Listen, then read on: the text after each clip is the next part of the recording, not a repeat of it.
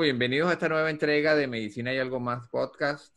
En esta oportunidad tenemos como invitada a la doctora Paula Cortiñas. Ella es médico ginecólogo, hizo su posgrado en el Hospital Carlos J. Bello de la Cruz Roja de Venezuela.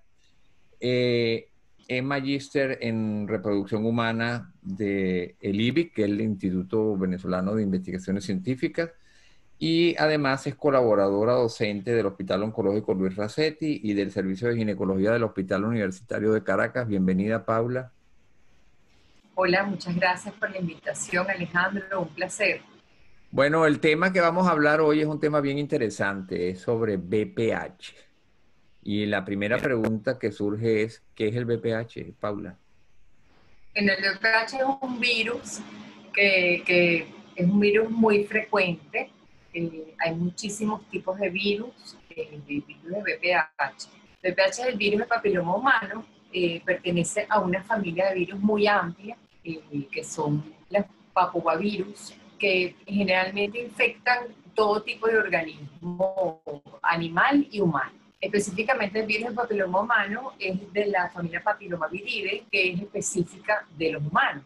Hay aproximadamente 200 tipos de virus, ¿no? Ellos pueden infectar la piel, pueden infectar las mucosas, y realmente los virus que más nos conciernen desde el punto de vista de ginecología son los BPH, que infectan la mucosa genital, que son aproximadamente 40. Pero también tenemos el BPH, por ejemplo, son los que causan los cadillos en los niños, que son las verrugas cutáneas. También están causadas por virus de papiloma humano, pero son virus distintos, ¿no? Y tienen comportamiento biológico distinto también.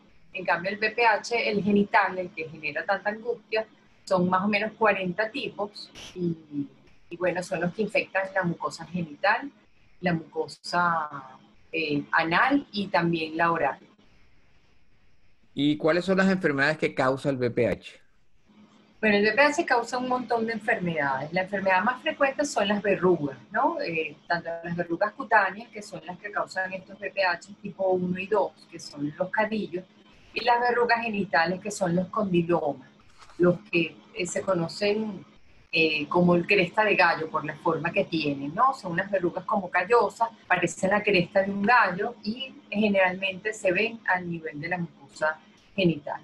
Por supuesto, estas verrugas pueden tener muchísimas formas, pueden estar en cualquier mucosa del cuerpo, dependiendo de donde se siembre, por llamarlo de alguna manera, el virus.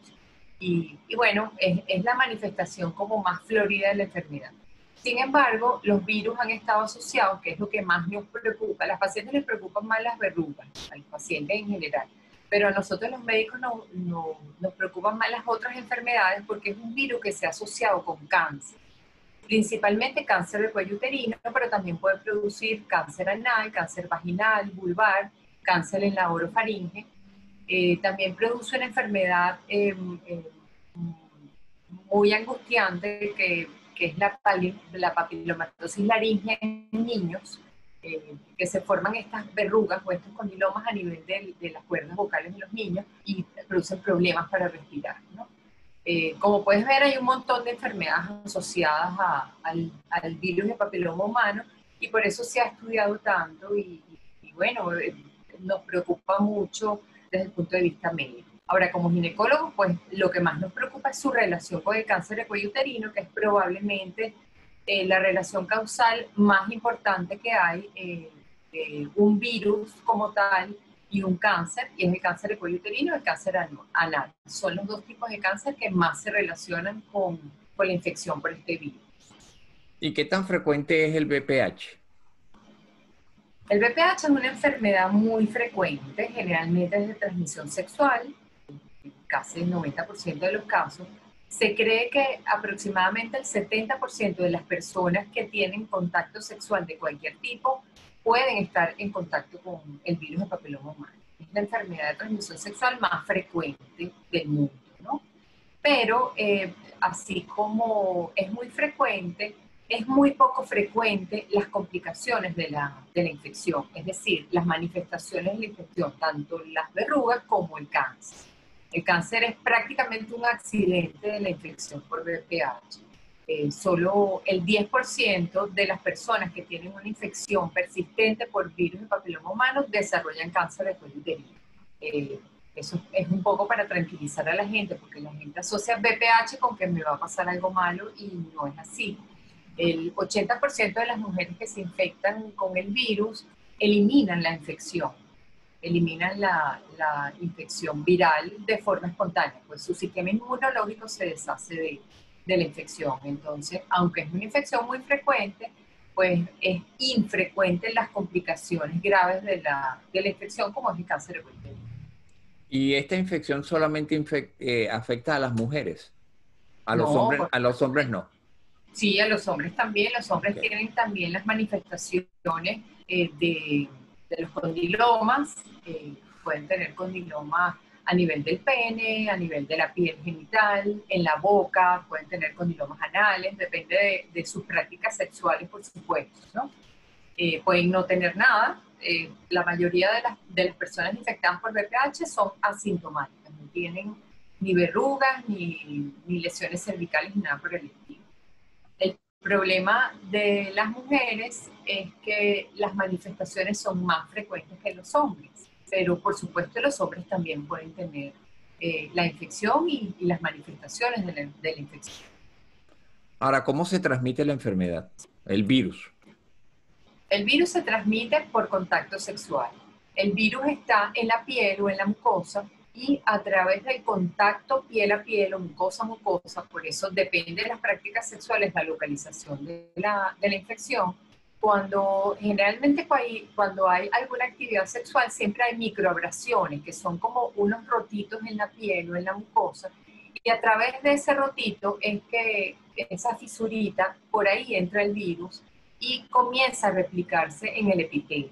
Comienza a crecer, aprovecha los mecanismos de multiplicación celular para el crecer también, como hacen los virus. Los virus utilizan normalmente los mecanismos de reproducción de las células para ellos reproducirse.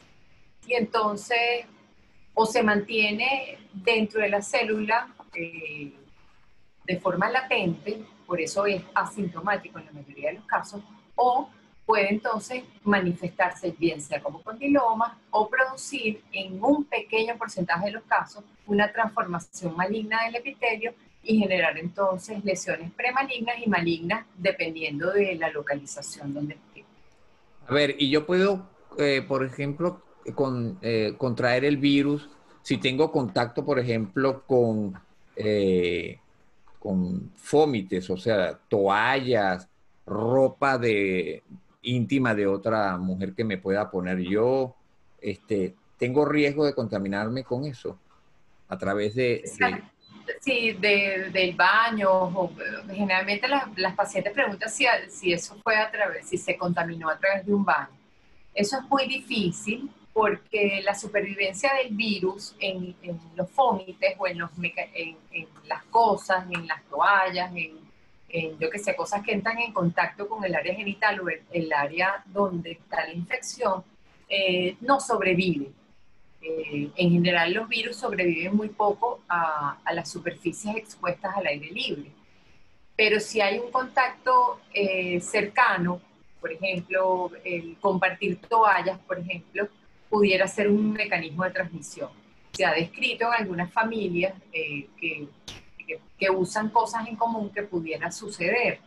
Se describió un caso de una mamá que, bueno, que vivían todos en una casa pequeña, que compartían un baño, que normalmente usaban las mismas toallas. Hubo una transmisión del VPH de la mamá a la hija. Pero esa no es la forma de transmisión más frecuente. La forma de transmisión frecuente es el contacto sexual, cualquier contacto sexual, el contacto piel a piel. Es la misma forma de transmisión que se produce con los carillos en los niños. Tiene que haber un contacto con una persona con el virus y esta microabrasión que les estaba comentando, este roto en la piel por donde entra el virus y se puede reproducir. ¿Y se puede transmitir o se puede contagiar a una persona al introducirse en una piscina donde donde se está bañando una otra persona que tenga el virus o en un jacuzzi? ¿Hay esa No, posibilidad?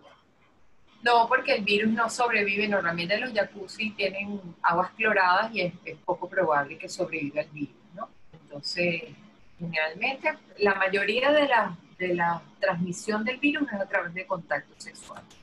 ¿Y se puede encontrar este virus en algún otro tipo de líquido corporal? Por ejemplo, me puedo contaminar con sudor, saliva, heces, orina, semen. No, para nada. Lo que pasa es que, claro, el semen normalmente va a través del contacto sexual, Por pero el supuesto. tocar el semen, por ejemplo, para nada, no produce ningún tipo de infección, porque el virus está en la mucosa.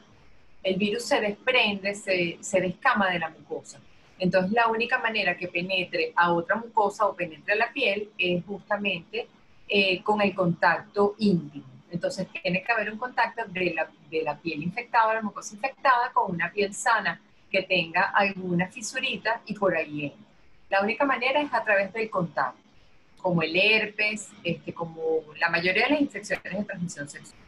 Ahora, ¿cómo entonces si es a través de la transmisión, o sea, es a través del acto sexual, ya sea pues el, el oral sexual, vaginal, ¿cómo un niño se puede contagiar con el virus del VPH? El Si no ha virus existido, por supuesto, ninguna es relación abuso sexual. Pues, de tipo pedófilo. sí, normalmente en los niños se describe una autoinoculación, es decir, los niños tienen los cadillos o estas lesiones, estas verrugas cutáneas, y al tocarse los genitales pueden tener un VPH tipo cutáneo en los genitales. Otra vía de transmisión es que la persona, el cuidador, eh, tenga contacto con su virus y se lo transmita por contacto por la piel, ¿no? Sin necesidad de que haya un abuso sexual. Por supuesto, hay que descartar abuso sexual en esos casos, pero normalmente puede suceder. La mayoría de las infecciones por VPH en los niños es por autoinoculación, que ellos mismos, de sus propias verrugas cutáneas producidas por otros tipos de VPH, como el tipo 1 y el tipo 2, se produce entonces una autoinoculación en sus genitales. De hecho, se han hecho estudios y cuando se ve qué tipos de VPH están en los genitales de los niños son los mismos que están en estas verrugas cutáneas. Ah, ¿y qué síntomas produce la infección por VPH, además de la verruga? Y si tengo una verruga, ¿siempre quiere decir que tengo VPH? No, hay un montón de verrugas, ¿no? En general las verrugas por VPH son muy características. Hay varios tipos de condiloma, el de cresta de gallo, que es el más frecuente, que tiene esta forma irregular, que parece un callo.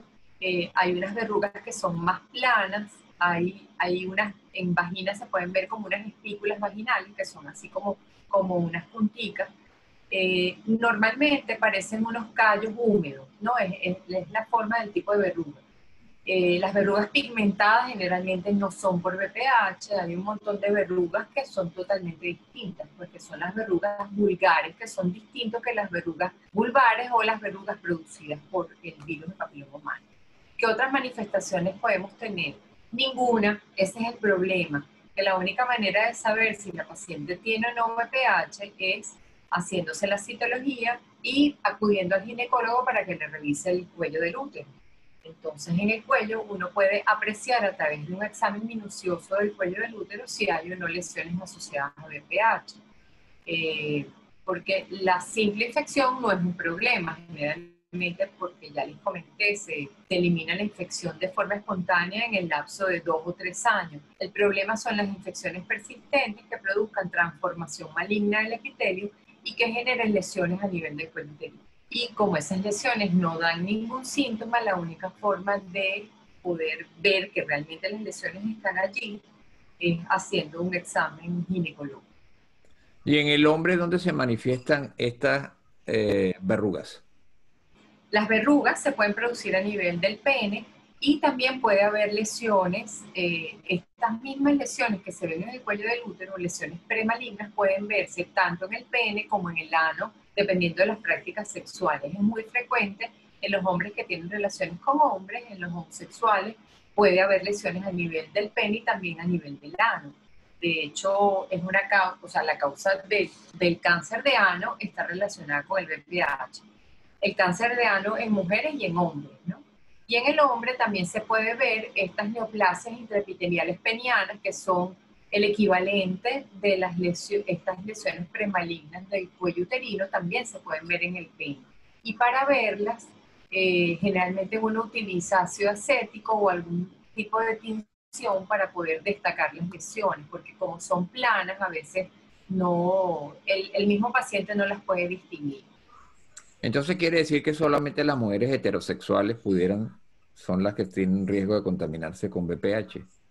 No, las mujeres homosexuales también, por eso digo, dependiendo de la práctica sexual, siempre que haya contacto de piel a piel de epitelios infectados, puede haber lesiones por VPH. Lo que pasa es que la localización, por ejemplo, los pacientes que tienen sexo oral, pues pueden tener lesiones a nivel tanto de la faringe, de la laringe, como en la boca. Se ve a veces en la lengua, en la mucosa oral, se puede ver estas lesiones por VPH e inclusive lesiones con transformación premaligna y maligna. Las pacientes que tienen sexo anal, tanto hombres como mujeres, pueden tener lesiones anales y por supuesto las lesiones en vulva y vagina y en el cuello. ¿Pueden los juguetes sexuales, por ejemplo, servir como de vehículo de este virus? Es poco frecuente, pero pudieran, dependiendo de cómo se utilicen, pudiera ser, ¿no? Pero es más frecuente el contacto directo. ¿Y hay algún componente hereditario en cuanto a lo que se refiere al VPH? No, no hay ninguna susceptibilidad hereditaria ni nada por el estilo. La capacidad que tiene el cuerpo de eliminar la infección por VPH, así como otros tipos de virus, el virus de la gripe, pues que es el más frecuente, depende del sistema inmunológico. Por supuesto, un buen sistema inmunológico depende de muchas cosas, ¿no? Depende del estrés al que esté sometido la persona, de la alimentación, de otros hábitos como hábitos tabáquicos, etcétera, que pueden generar una disminución del sistema inmunológico. Pacientes inmunosuprimidos, por lo menos los pacientes seropositivos con HIV, por supuesto tienen una mayor propensión a tener lesiones asociadas a VPH porque tienen un sistema inmunológico inmunosuprimido. Los pacientes sometidos a tratamiento por trasplante renal son pacientes que generalmente desarrollan lesiones por VPH, bien sea condilomas o bien sea lesiones a nivel del cuello uterino o en alguna otra localización. Es muy importante, la susceptibilidad no es hereditaria, es una susceptibilidad personal del sistema inmunológico, porque es el que se va a encargar de deshacerse del virus o de impedir que el virus haga la transformación maligna. Y a ver, entrando en lo que son los factores de riesgo, surgiría la primera pregunta. Entonces, digamos que el riesgo para adquirir el VPH va mm, de la mano con la cantidad de parejas sexuales que tú tienes. Si la persona tiene múltiples parejas sexuales, entonces tiene más riesgo. El hecho de que yo nada más tenga una sola pareja o haya tenido una sola relación sexual, varía el riesgo de yo adquirir el virus.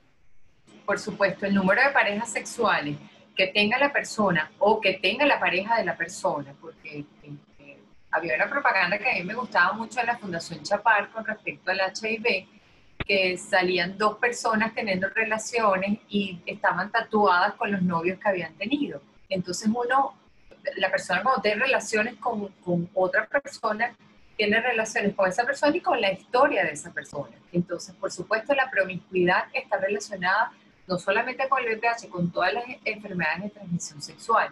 Entonces, la promiscuidad, el número de parejas sexuales es un factor de riesgo para tener VPH. De hecho, es un factor de riesgo para tener cáncer de cuello uterino. El cáncer de cuello uterino no se ve, por ejemplo, en pacientes que no han tenido relaciones sexuales.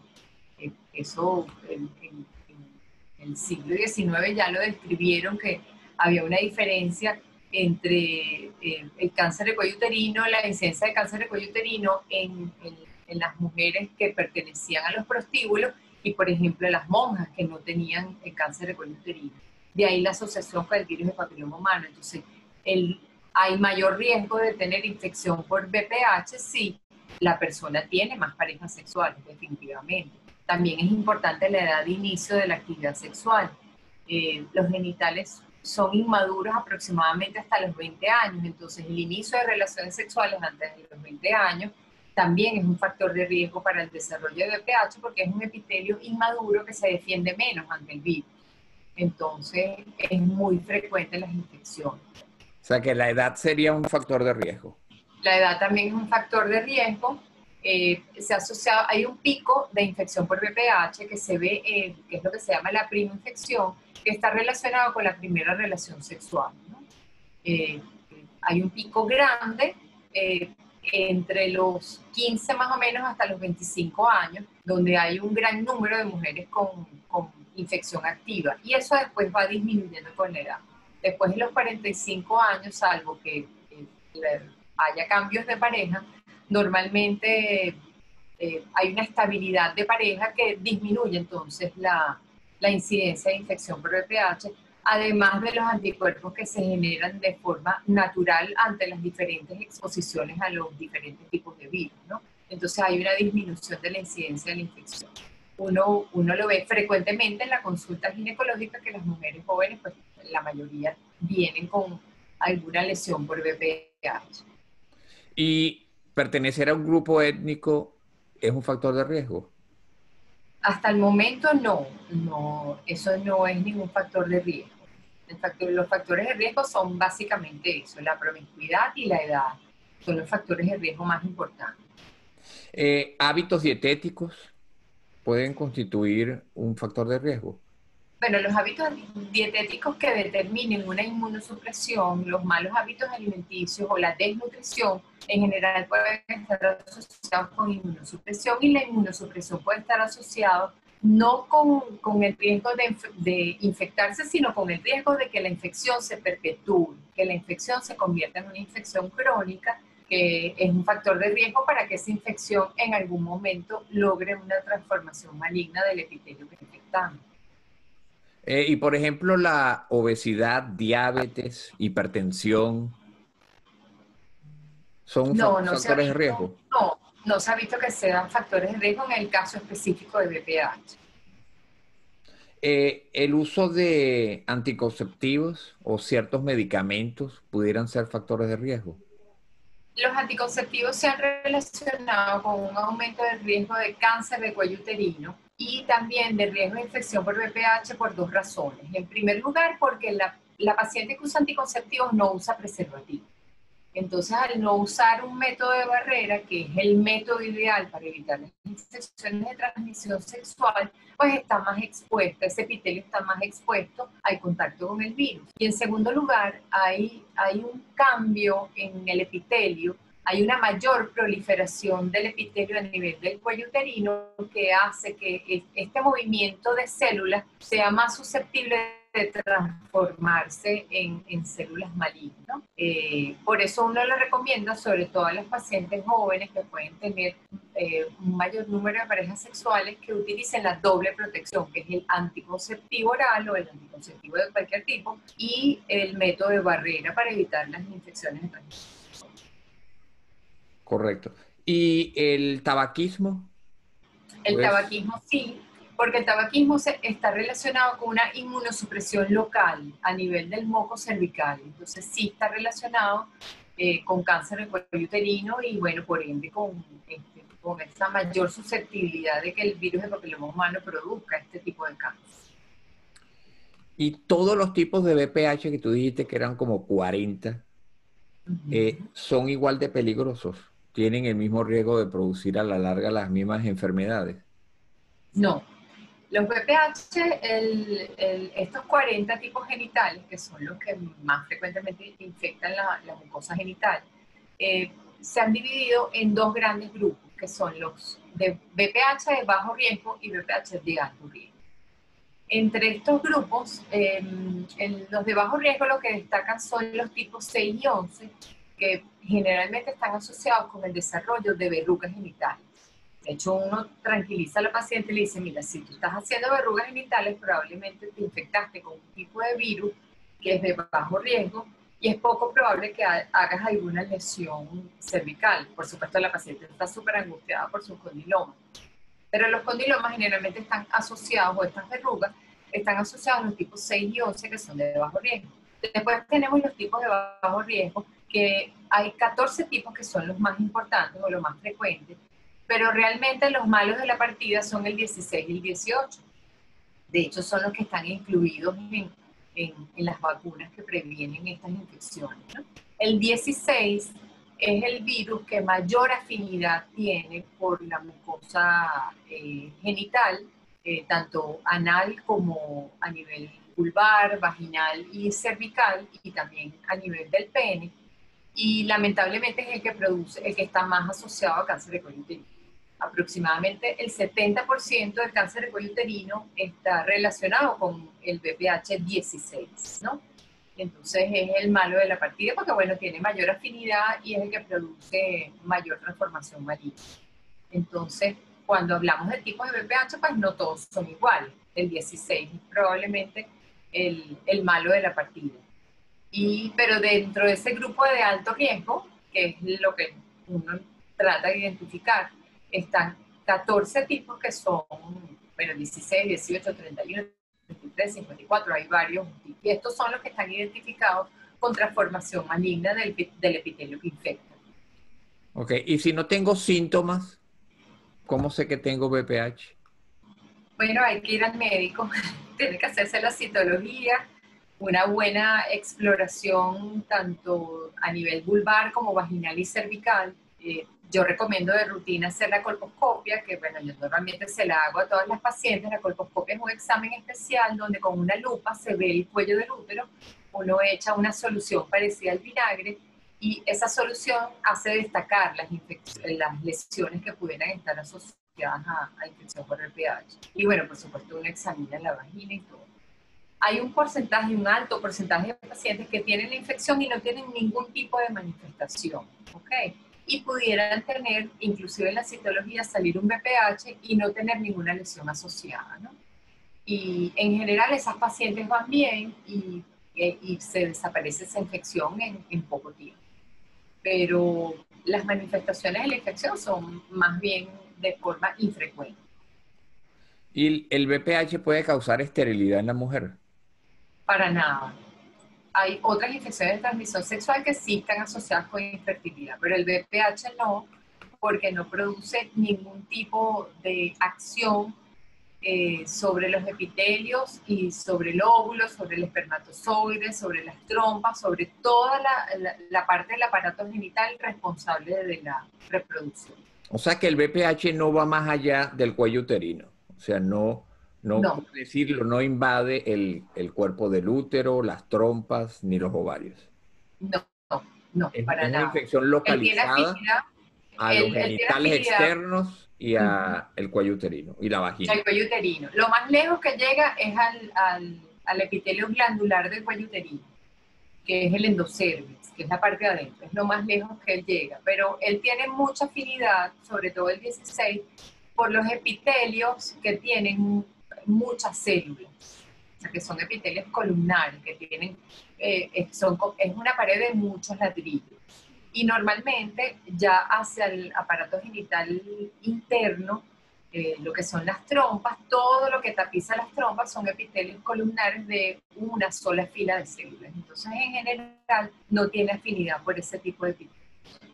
Y si estoy embarazada, ¿qué cuidados debo tener? El ¿Puedo, BPH, puedo ajá, tener mi bebé por vía natural? ¿Se puede contagiar el bebé con el virus del VPH si se tiene un parto vaginal? ¿Es indicación de cesárea el que la mujer sufra de infección por VPH? la única indicación de cesárea en pacientes con BPH es una condilomatosis vaginal importante, es decir, que haya muchas verrugas a nivel de la vagina, que la vagina entonces pierda la elasticidad y en esos casos se recomienda, pues la carga viral puede ser muy alta, se recomienda la vía por cesárea, la vía abdominal, el parto por vía cesárea. Del resto, no hay ningún problema que la paciente, bueno, normalmente uno durante el embarazo puede haber un aumento de los condilomas o de estas verrugas porque el embarazo es un momento de inmunosupresión de la mujer. pero si uno lo trata de forma eficiente no debería haber ningún problema para que la paciente tenga parto vaginal. Y el contagio del BPH, porque el bebé trague el líquido amniótico, es muy raro. Esa complicación que hablaba de la papilomatosis laringea que se produce en bebés, eso es extremadamente raro y generalmente tiene que ser una vagina con muchos condilomas. O sea que la recomendación de cesárea en general es poco frecuente en pacientes con infección por VPH vaginal. Pero el VPH, pero el embarazo en sí puede agravar la infección por VPH. Sí, la puede agravar, sobre todo los condilomas, pacientes que han tenido condilomatosis vulvar, en algún momento pueden tener condilomas durante el embarazo, pero tampoco es la regla, ¿no? En general, la paciente que tuvo VPH en el pasado y queda embarazada, pues no tiene ningún problema durante su embarazo. Y es necesario hacer, bueno, ya no estamos metiéndonos en la parte diagnóstica.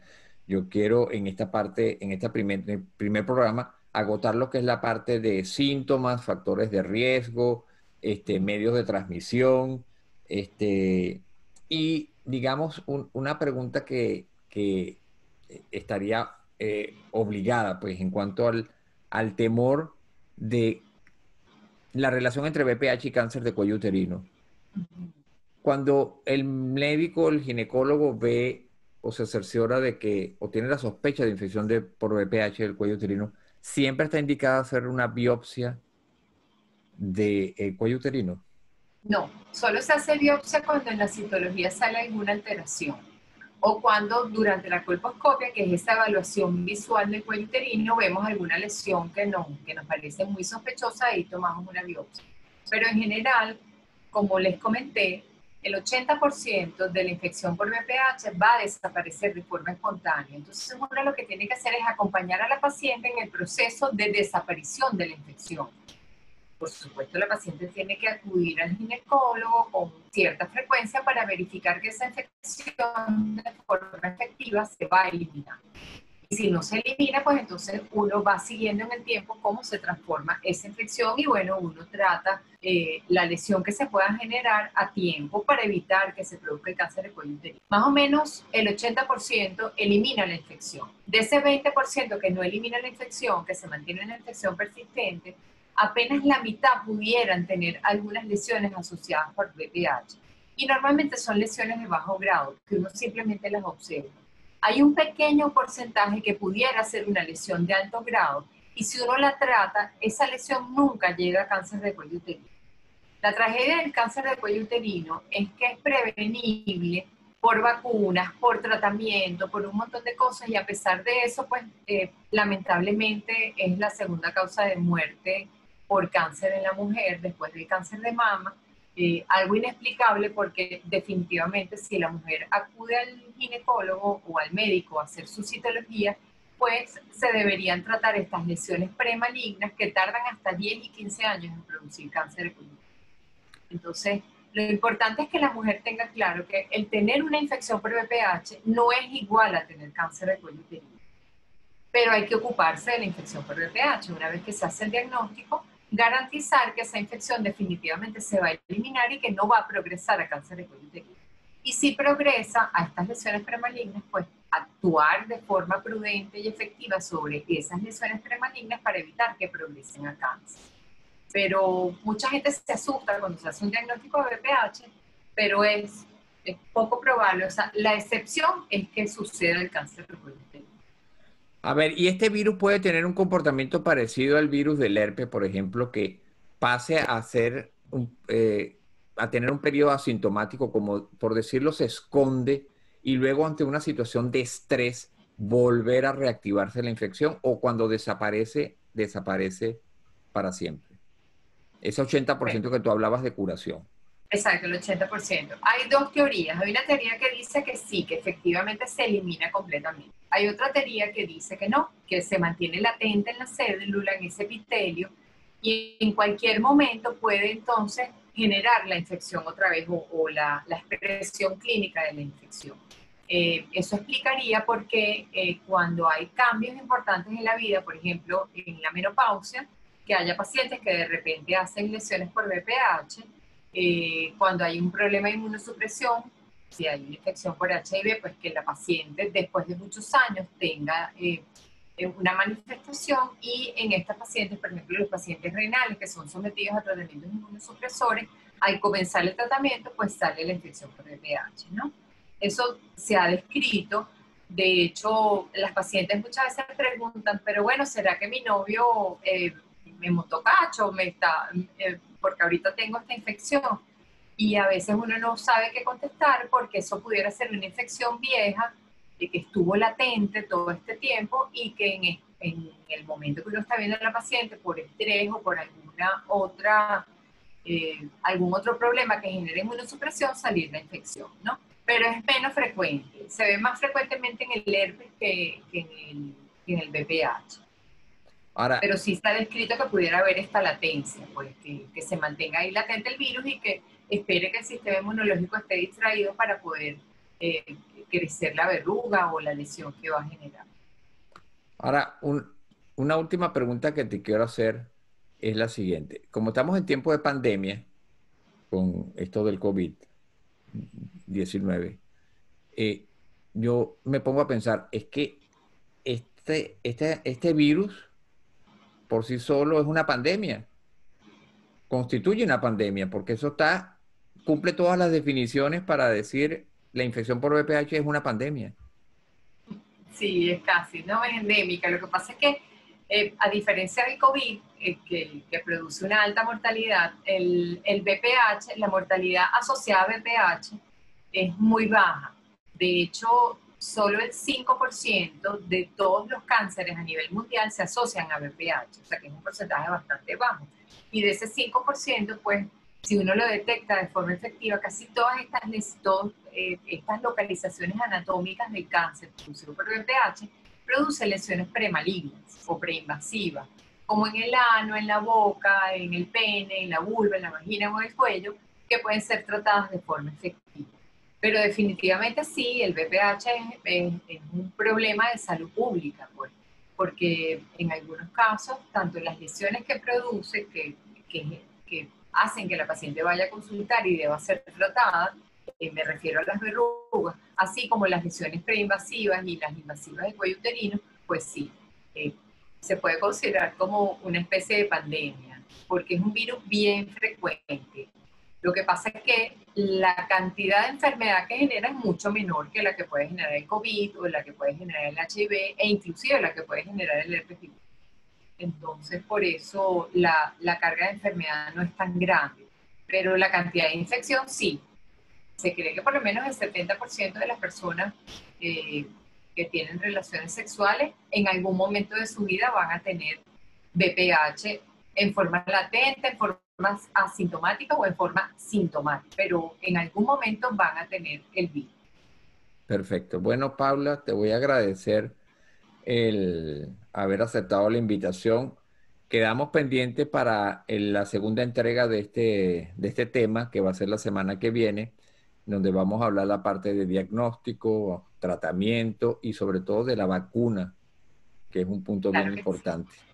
Es bien Entonces, importante, sí, sí. señor. Entonces, nada, te esperamos la próxima semana y nuevamente las gracias por haber aceptado la invitación. Claro que sí, un placer.